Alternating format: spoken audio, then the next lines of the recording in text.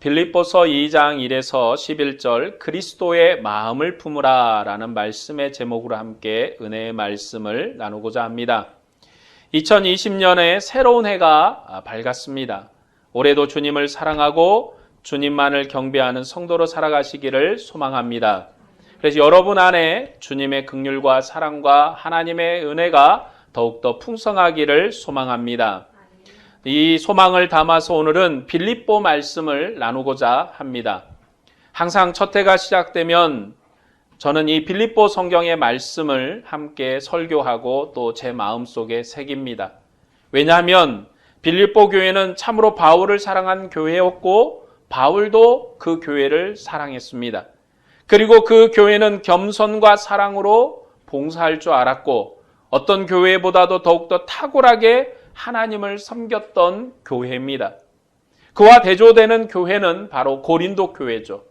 고린도 교회도 물론 바울이 사랑했지만 깊은 애정의 마음을 담아서 3년이나 머물면서 그 교회를 도왔고 사랑했지만 그들은 분쟁과 시기와 다툼으로 얼룩진 그러한 교회 역사를 썼던 교회입니다. 그렇기 때문에 오늘 우리가 본받아야 될 교회는 바로 빌립보 교회인 것입니다. 빌립보 교회가 성도로서 또 목회자로서 우리가 함께 주님의 길을 걸어가면서 하나님을 섬기는 이 길에서 어떻게 하나님을 섬겨야 되고 또 우리가 성도에 향한 마음과 주님을 향한 마음을 어떻게 가져야 되는지를 우리에게 안내하고 또 권면하며 가르치고 있습니다. 빌립보서는 겸손한 마음으로 서로를 어떻게 섬길까를 가르치는 성경입니다. 그런데 사람을 섬긴다는 것은 대단히 어려운 것입니다. 하나님께서 사람을 자기 형상으로 지으셨고 만물을 주관하게 했습니다. 사람이 세상 만물을 주관하고 다스리는데 사실 사람이 알고 있는 자연 세계는 얼마 되지 않습니다. 우리가 알고 있는 자연 세계가 무궁무진하게 많이 알고 있는 것 같아도 여전히 새로운 식물이나 동물이 발견되고 또 새로운 것들이 개척되고 새로운 것들이 알려지고 있습니다. 대단히 많은 걸 알고 많은 것을 누리는 것 같지만 사실 그렇지 않습니다. 사람들이 마음대로 자연세계를 개발한다고 파헤치지만 그것이 진짜 만물을 주관하는 것인가 하면 그것은 아니라고 생각되어집니다. 사람들이 자연을 개발한다고 도시를 건설하고 그리고 하천을 오염시키고 그리고 여러 가지로 세상을 더럽히고 있지만 그것이 진짜 세상을 다스리는 것일까라고 생각해 보면 아니죠. 사실 이 본래 땅은 주인이 없습니다.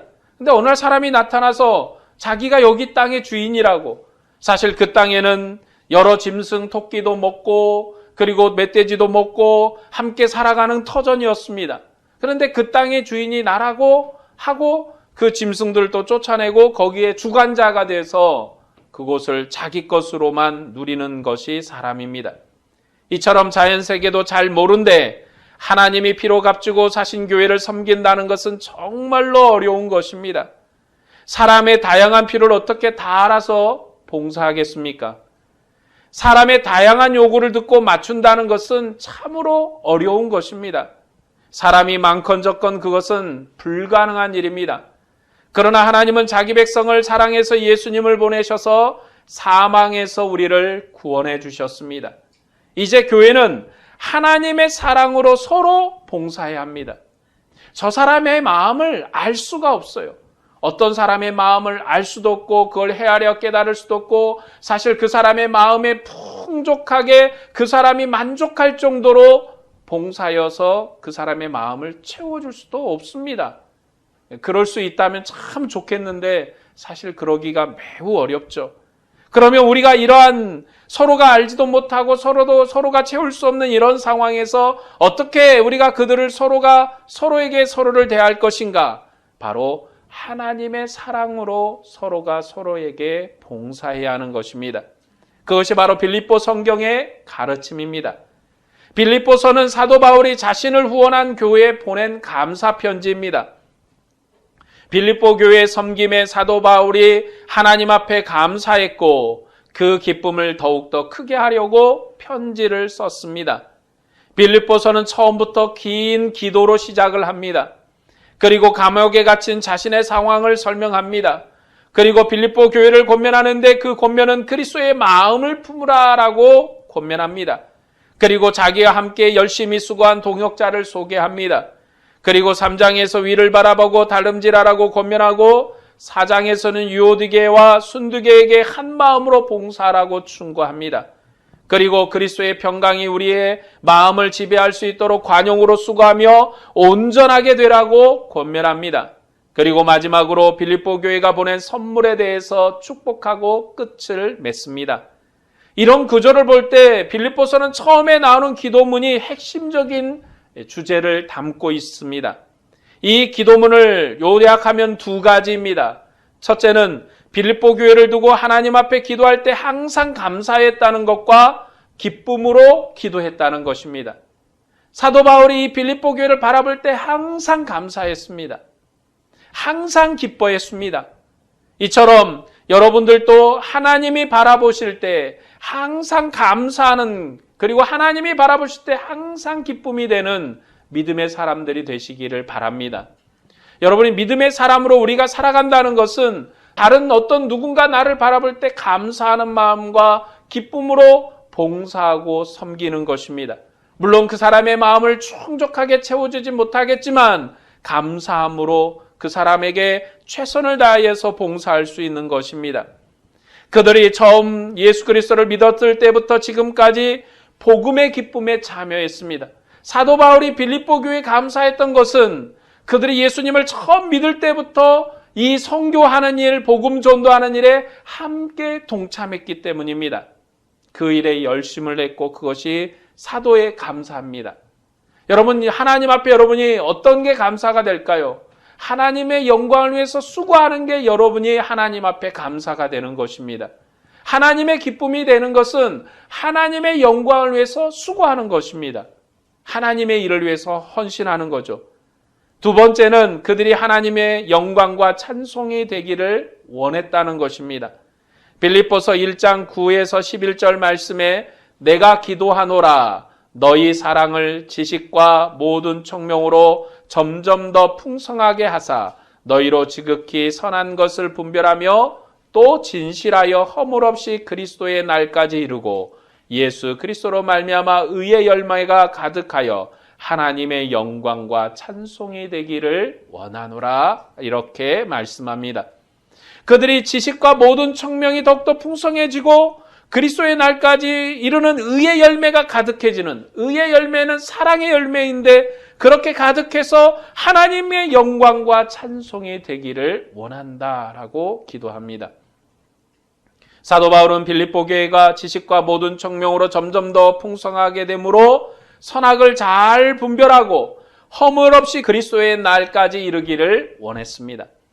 여러분들도 여러분의 믿음 생활이 한 해 또 하루 한 주 더해질 때마다 지식과 총명함이 더해서 선악을 분별해서 그리스도의 마지막 날에 주님 앞에서 발견되기를 원합니다. 주님 앞에서 영광 얻는 기쁨이 되기를 소망합니다. 이게 바로 성도가 달려가는 믿음의 목표예요. 어디까지가 우리의 목표입니까? 그리스도의 날에 주님 앞에 설 때까지입니다. 그때까지 환난도 있고 풍파도 있고 어려움도 있고 이단의 유혹도 있고 여러 가지로 고통과 괴로움이 있지만 우리가 주님의 지식과 총명을 가지고 선악을 분별함으로 하나님의 영광스러운 그 자리에 이를 때까지 우리의 믿음에 달려갈 길을 멈춰서는 안 되는 것입니다. 우리가 이 길을 걸어가면서 사람이 점점 더 풍성해져야 되는데 그 사랑은 선악을 분별하는 사랑입니다. 그러니까 사랑을 한다, 우리가 주님 안에서 사랑한다 하니까 이것도 퍼주고 저것도 퍼주고 다 퍼준다는 게 아니라 사랑은 그 사람의 잘못된 것도 지적을 해주고 그 사람에게 잘못된 것도 안내해주고 때로는 선한 것은 격려해주고 해서 그 사람이 믿음의 길로 걸어가도록 하는 게 사랑의 수고입니다. 사랑한다니까 다 주시오 이런 게 아니라는 것입니다. 사랑하는 것은 애타는 마음이죠. 무슨 마음입니까? 부모가 자녀를 바라보는 마음과 똑같은 것입니다. 어떻습니까? 부모가 아이가 오늘 학교를 가야 되는데 학교 선생님한테 전화가 왔어요. 학교를 안 왔다는 것입니다. 그러면 그 아이가 밤에 이제 들어오면 어떻게 해야 됩니까? 잘했다. 뭐 그럴 수 있지 하고 쓰다듬고 넘어가야 됩니까? 쏘아 붙여야죠. 너 왜 학교를 안 갔냐? 화부터 내고. 그게 사랑이에요. 아닙니까? 왜 그러냐면 부모의 마음은요, 자녀에 대한 사랑이 충만하기 때문에 이성을 잃어버려요.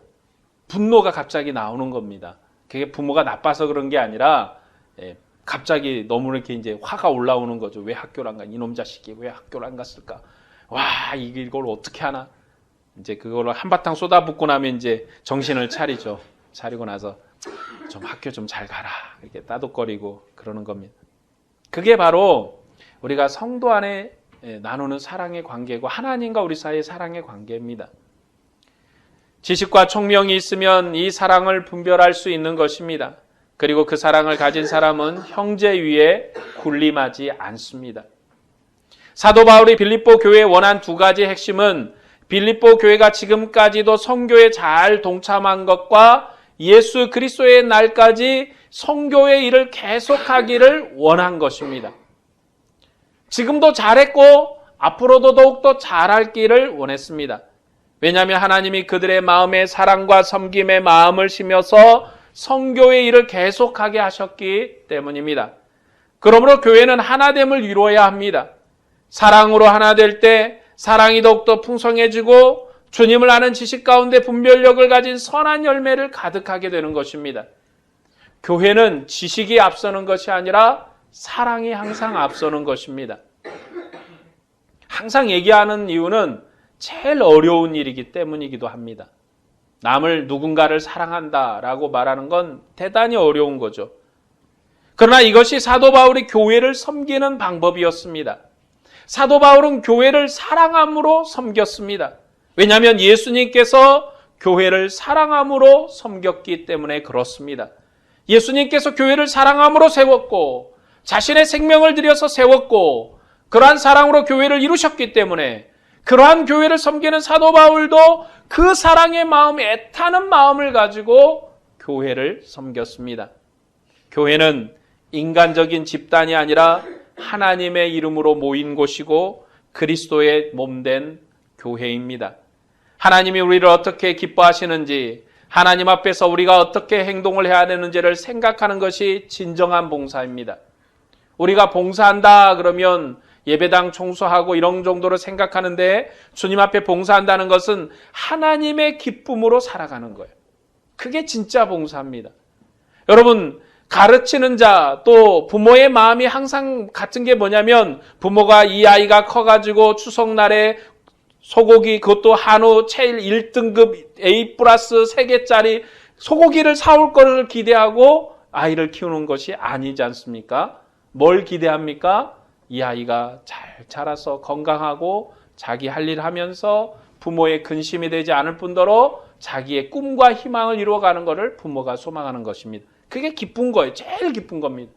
그러니까 우리가 하나님 앞에 봉사하는 것은 무엇인가? 바로 주님의 기쁨으로 살아가는 것입니다. 우리는 사도 바울이 하나님 앞에 기도한 것처럼 살아야 합니다. 주님과 인격적인 교제라 살아야 하고 주님이 오실 때까지 평생에 헌신하며 다름질을 해야 합니다. 주님은 우리를 선한 일에 열심 있는 백성으로 삼으셨습니다. 그리고 하나님을 영광스럽게 증거하는 증인으로 세우셨기 때문에 그리스도의 영광을 위해서 살아야 합니다. 그러니까 교회는 주님의 영광을 닮아가야 합니다. 여러분 모두가 올해도 주님의 영광을 닮아가시기를 바랍니다. 주님의 영광을 닮아가야 됩니다. 본문 2장은 바울 사도의 두 번째 기도인 의의 열매가 가득하길 원한다는 내용에 대한 설명입니다. 2장에서 사도 바울은 두 가지를 권면하고 있습니다. 첫째는 어떤 열매를 맺을 것인가 하는 것이고 둘째는 어그러지고 거슬린 세상 가운데서 어떻게 빛으로 살아야 할까 하는 것입니다. 2장 1에서 11절에는 교회가 맺는 열매에 대한 말씀입니다. 사랑이 점점 풍성해지고 의의 열매가 가득해서 주님의 영광이 되어야 되는데 어떤 열매를 맺을까를 설명합니다. 그것은 바로 11절에 있는 내용의 열매입니다. 우리 11절 말씀을 볼까요? 모든 이름으로 예수 그리스도를 주라 시인하여 하나님 아버지께 영광을 돌리게 하셨느니라. 의의 열매의 결론이 뭡니까? 하나님에게 영광을 돌리는 것입니다.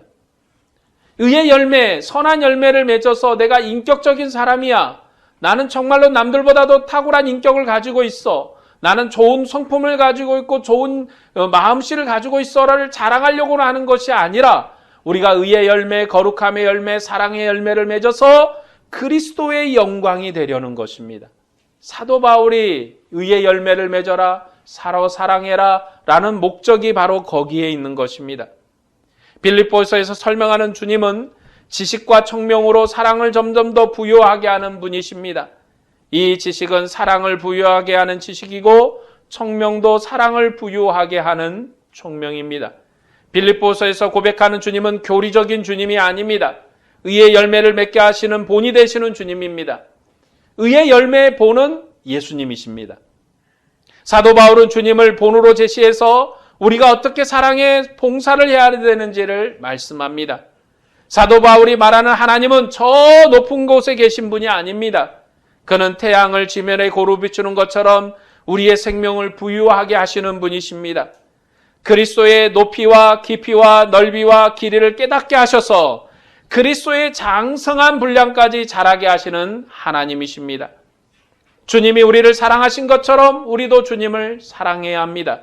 왜냐하면 그것이 성령이 원하게 하는 바이기 때문입니다. 하나님은 사랑하는 자에게 자신의 사랑을 점점 나타내셨습니다. 그리고 하나님의 사랑이 우리가 하나님을 배우는 유일한 방법입니다.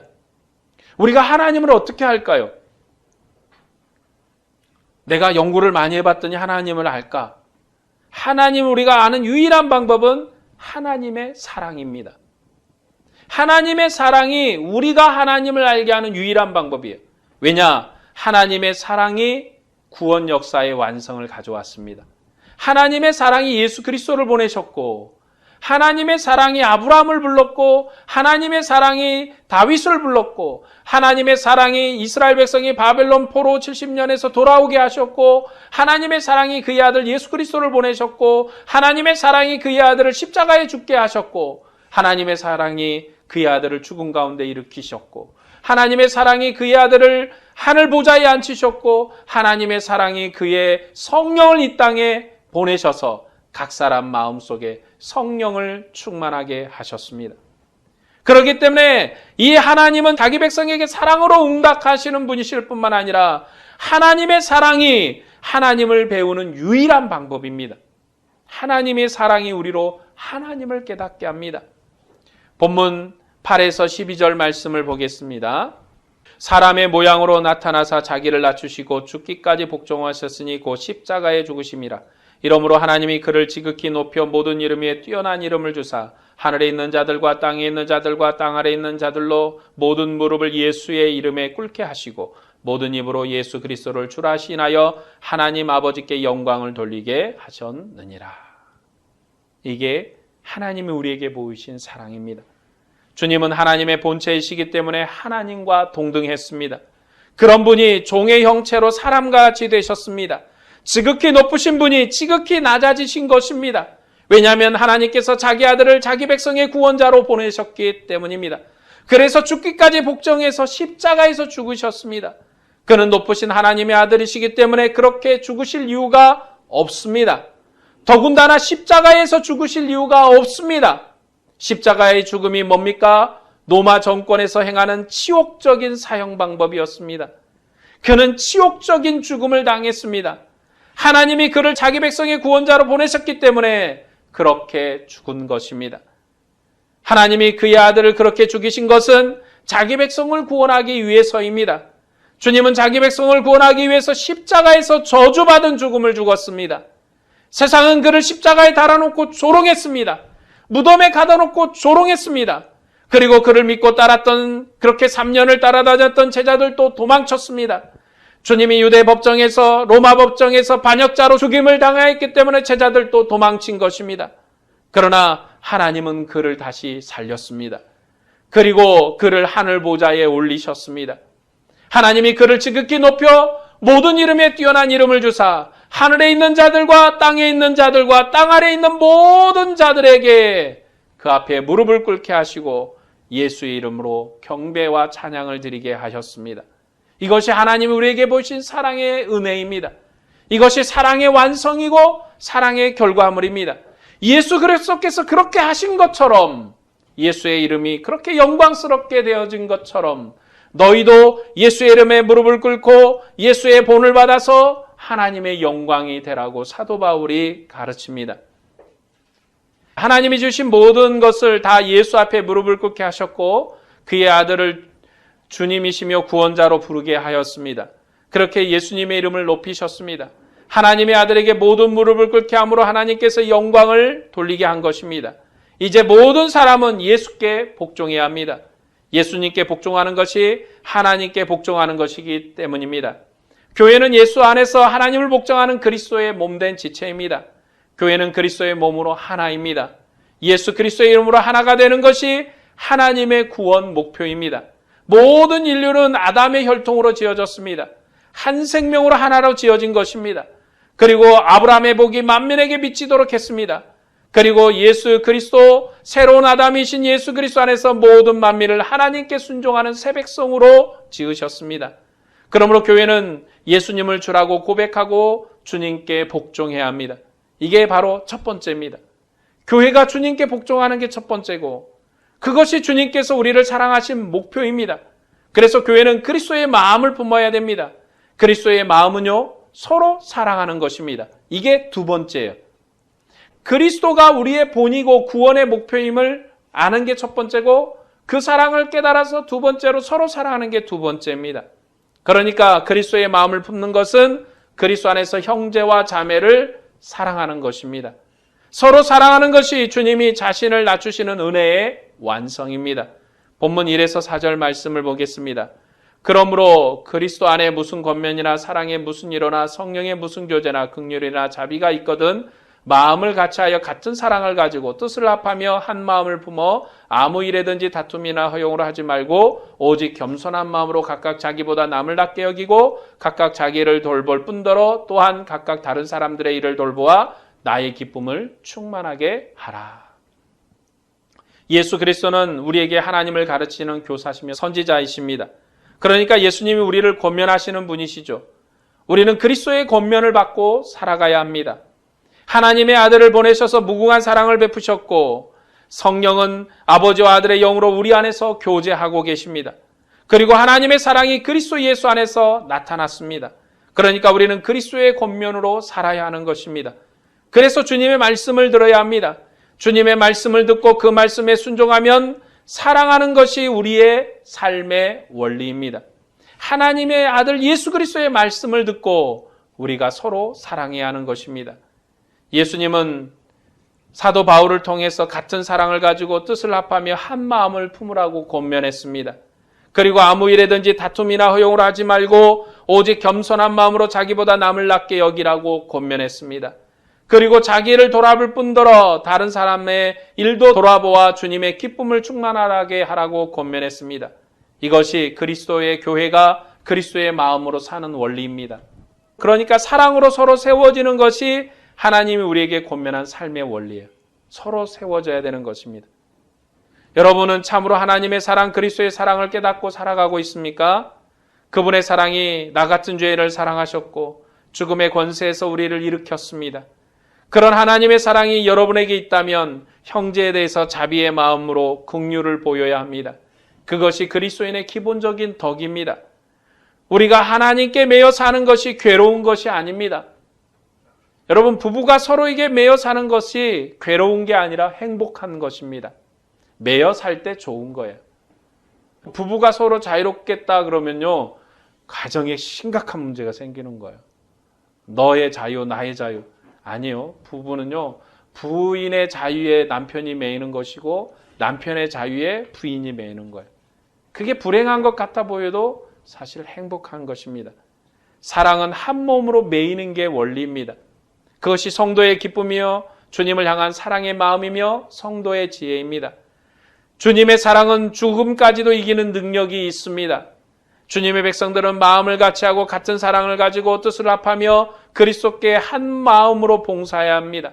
무슨 일이든지 다툼이나 허용으로 살지 말고 오직 겸손한 마음으로 자기보다 남을 낮게 여기고 사랑해야 합니다. 그러니까 각각 자기를 돌아볼 뿐만 아니라 각각 다른 사람의 일을 돌아보아 주님의 기쁨을 충만하게 해야 합니다. 그것이 오늘 본문의 주제입니다.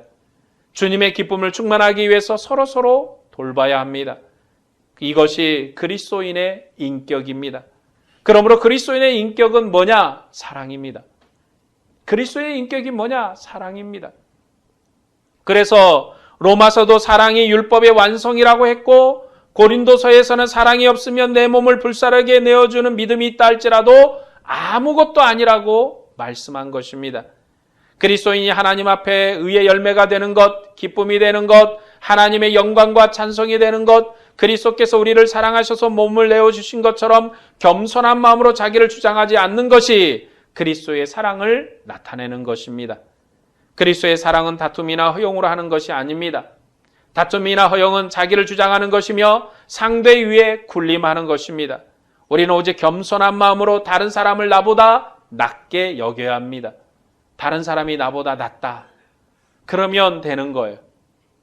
자꾸 그 사람 위에 올라서서 지배하고 정복하고 군림하려고 하다 보니까 분쟁이 생기고 다툼이 생기고 싸움이 나는 겁니다. 저 사람이 나보다 낫다. 내가 저 사람보다 다닌 학교가 얼마나 다른데 저 사람은 학교도 말이야. 초등학교를 어디 나왔는지 중학교를 어디 나왔는지 모르는 사람보다 내가 뭐가 달라. 이렇게 생각하는 게 아니라 그런 군림하는 마음을 갖는 거야. 내가 저 사람 위다 라는 마음이죠. 그래 우리는 겸손한 마음으로 다른 사람을 나보다 낮게 여겨야 합니다. 여러분 호박꽃이 이뻐요? 장미꽃이 이뻐요? 네, 장미꽃이 이쁘죠? 진짜예요. 그런데 여러분 호박꽃이 이렇게 많이 피어있는 거 보면 사람들이 호박꽃 보면서 예쁘다 그런 사람 별로 없거든요. 좋다 그러지. 그렇죠? 근데 하나님도 그렇게 여기실까요? 장미꽃, 호박꽃 하나님이 어떻게 여기실까? 하나님의 만드신 것이기 때문에 아마 모두 예쁠 겁니다. 하나님은 다 똑같이 아름답고 예쁘다고 하실 거예요. 왜냐하면 각각 용도에 쓸모있게 지어졌기 때문입니다. 하나님이 창조하신 세상을 우리식으로 생각하면 안 됩니다. 우리는 믿음의 안목을 가지고 세상을 바라봐야 돼요. 그래서 내가 다른 사람보다 높다라고 생각할 이유가 없어요. 저 사람도 하나님이 지은 사람으로 존귀한 사람이요. 나도 존귀한 사람이요. 우리 형제도 존귀한 사람이요. 나도 존귀한 사람이요. 하나님은 각 쓸모있고 용도에 맞게끔 우리를 세워주셨어요. 그렇기 때문에 나는 저 사람보다 높은 사람이야. 특별히 저는 목회자로서 그런 의식을 내려놓으려고 많이 노력합니다. 왜요? 사실은 그 노력하는 게 아니라 지극히 당연한 거예요. 제가 누구 성도 위에 군림하는 것은 악한 것입니다. 사랑으로 서로 섬기는 것이고 사랑으로 서로가 한 몸으로 주님의 영광스러운 나라에 이를 때까지 같이 수고하는 거예요. 여러분 성도도 마지막 때 주님 앞에 서는 것이요 목회자도 마지막 때 주님 앞에 서는 것입니다. 각각에 맡겨진 사명과 각각에 주어진 일을 따라서 주님 앞에 평가를 받을 것입니다. 잘했다, 충성된 종이라고 그렇게 칭찬을 들을 수도 있고 악하고 그리고 불의한 종이라고 하나님으로부터 책망을 들을 수도 있는 것입니다. 같은 마음을 품고 같은 힘을 가지고 같은 노력을 가지고 우리가 서로가 하나님께 봉사하는 것이죠. 하나님이 그 아들을 보내셔서 우리를 섬겼습니다. 그리고 하나님의 아들이신 그리스도는 우리를 섬기기 위해서 십자가에서 죽으셨고 사망을 이기셔서 부활하셨습니다. 그러므로 성도된 우리는 서로 섬겨야 합니다. 그것이 그리스도의 몸을 이루는 방법입니다. 주님 우리를 섬겨서 하나님이 기쁨이 된 것처럼 우리도 주님의 지체로서 서로 섬겨서 하나님의 영광이 되어야 합니다. 우리는 한 마음으로 하나님을 섬기고 한 마음으로 사랑해야 합니다. 그것이 하나님의 영광이며 우리가 주님께 복종하는 방법입니다. 올해도 여러분 모두가 그리스도의 마음을 가지기를 바랍니다. 허영심과 경쟁심을 버리고 오직 주님만을 사랑하고 형제를 사랑하시기를 바랍니다. 사랑은 관심이고 피로를 채워주는 것입니다. 서로의 피로를 채움으로 서로에게 하나님의 영광이 되시기를 주님의 이름으로 축원합니다. 기도하겠습니다.